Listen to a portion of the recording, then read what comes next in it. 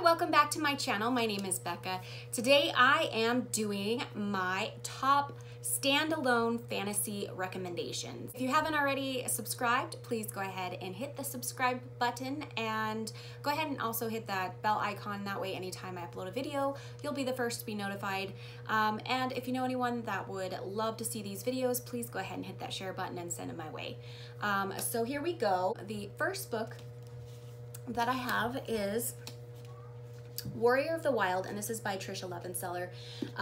This is a book about a chosen heir who is sabotaged, sent out into a monster-filled wild wilderness, and the only way for her to be able to come back into her community is to kill an unkillable god.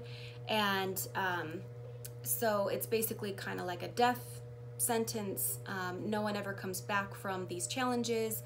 And so she sets off to kill this unkillable god. The next book is The Book Jumper, and this is by, okay, this is a German name, so it's Mcfield Glacier. It is about a girl who lives in Germany and she's forced to move to Scotland with her mother, and the only rule that they have is that she has to read. Well, she finds out that she's a book jumper, which means she can actually go into books and participate along with the characters in the stories. And she finds out that things are being stolen out of the books that she has jumped into, and now her life is being threatened, and these books are starting to kind of implode on themselves, and so she's got to find out who's also jumping into these books and wreaking havoc before everything goes tumbling down, I guess. This one I actually read a long time ago, so it's been a while since I read it, but I still remember how much I enjoyed reading it when I did. The next one is Freaks, and this is by Amanda Hawking. This is about a traveling circus, and they go to this town, and now all of her friends' lives are in danger, and she has to use her magic to try and find out who is behind all of it. And she also is the type of person that all she knows is the circus, and all that she would really like to be is just be normal and live a normal life. And so this was very an interesting read. It was very fun read. I read this years ago when it first came out, and I loved it. The next book is Hunted, and this is by Megan Spooner. This is a Beauty and the Beast retelling where Beauty is actually a hunter, and she is trying to provide food for her family. All sorts of craziness ensues. It's a great spin-off of Beauty and the Beast. Actually, if you love the whole Beauty and the Beast realm, this is a really good, fun read, and yeah, I think you'll like it. The next book is Winterwood, and this is by Shay Earnshaw. This book, it was a very good story about this girl who, you know, she's a lineage of witches, and they take care of the Winterwood, which is a magical wood which collects all of the forgotten things or things like that. Anyhow, it is near a boys' camp for boys that are problems or whatnot, and one boy goes missing, but it's in the middle of winter. You know, there's no chance of this kid surviving, and she goes into the Winterwood and she actually finds him. And so it's this, you know, intrigue, and there's all of this mystery going on and magic, and it's pretty spooky. The next one is The Night Circus, and this is by Erin Morgenstern, and I have talked a lot about this book in the past. It is about a magical traveling circus that magically appears in different locations around the world. It just makes you want to go and see this carnival, you just really want to go and see this circus for yourself. There is a budding romance between two characters that are pitted against each other, and there's a bunch of romance. The thing that I found was difficult about reading this book, I think this is meant for older audience, like more of an adult audience than a young adult, but It's just, to me, it started off kind of slow and the timeline jumps around like crazy. However, once you get through the book, like, there's no other way that I would want to read this book than how it was written. It was fantastic, amazing read. The next one is The Wicked Deep, and this is by Shay Earnshaw. This is a book about 3 witches in the 1800s that were drowned by their community, and they cast a spell or something like that when they died, so they come back each year and they take over girls' bodies, and then there's a string of murders, and so the lead character is trying to find out which girls have been taken and how to save the next victims of the boys that, you know, they'll take and drown. And it's a very, very creepy read. This one I thoroughly enjoyed. I think I read this one in one, well, maybe not one sitting. I think I finished it in 2 days, but it was fantastic. I did have a little bit of a gripe about the ending, but it was just because I wanted it to do something a little bit different than what it did, but it was still a fantastic read. I really enjoyed this one. The next one is House of Salt and Sorrows, and this is by Erin A. Craig.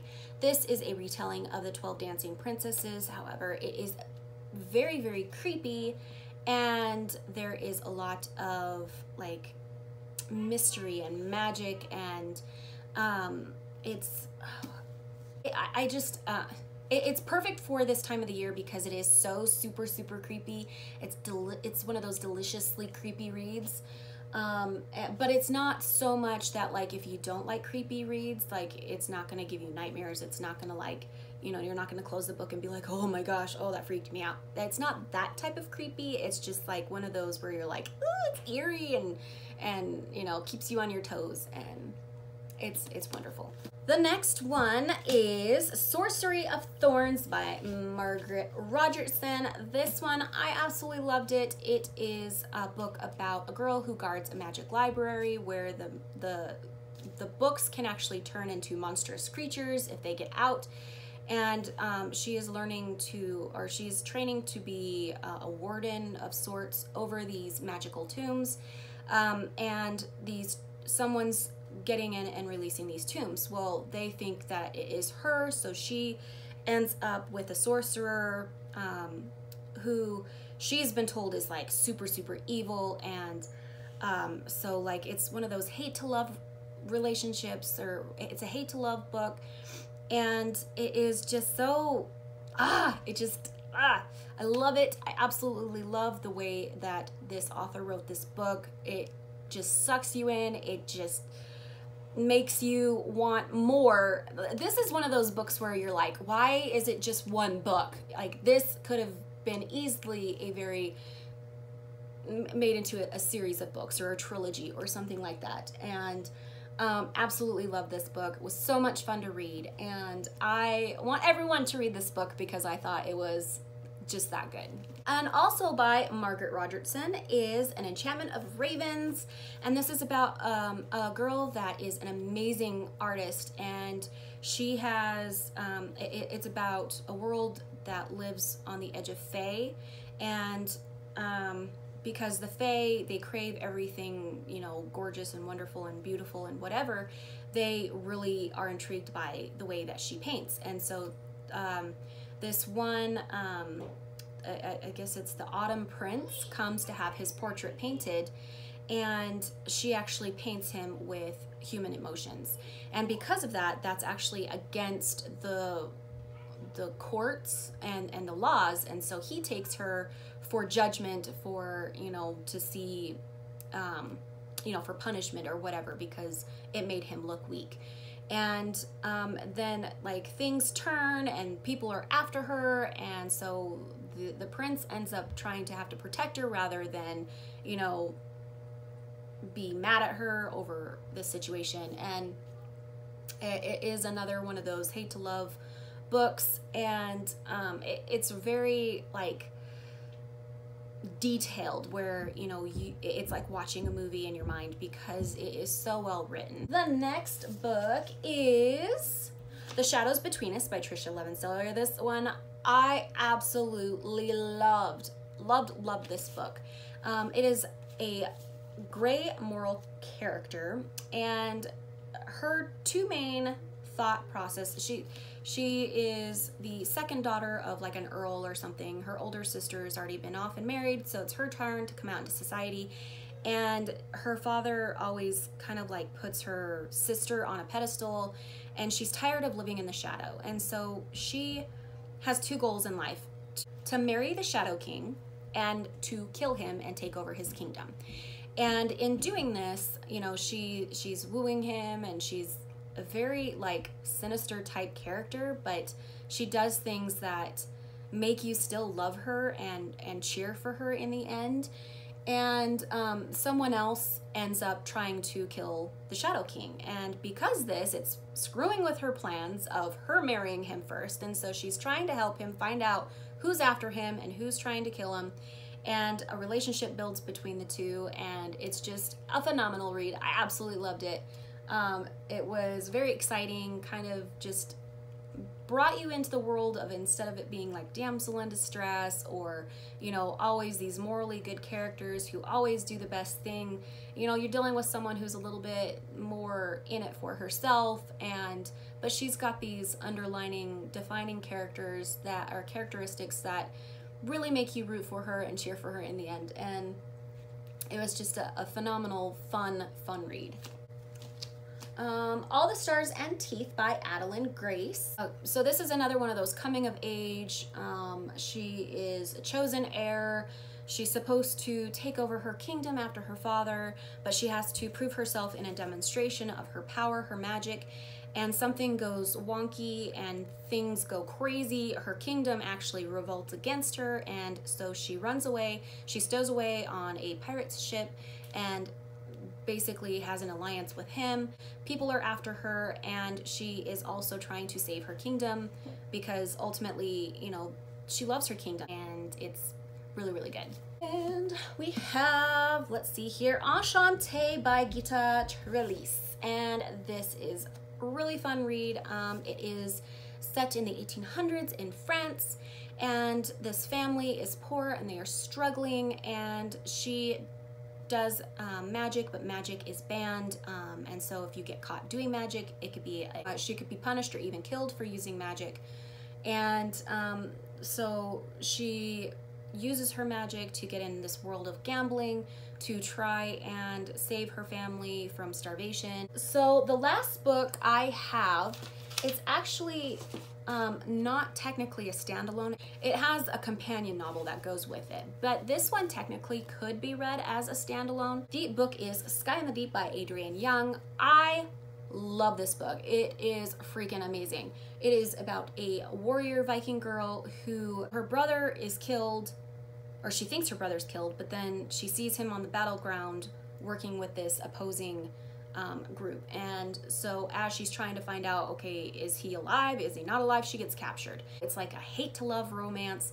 It is so awesome. I loved this book. I did not want this book to end because I was so in love with the characters in this book and the storyline. However, it didn't end up that way, and the companion book is about completely different characters.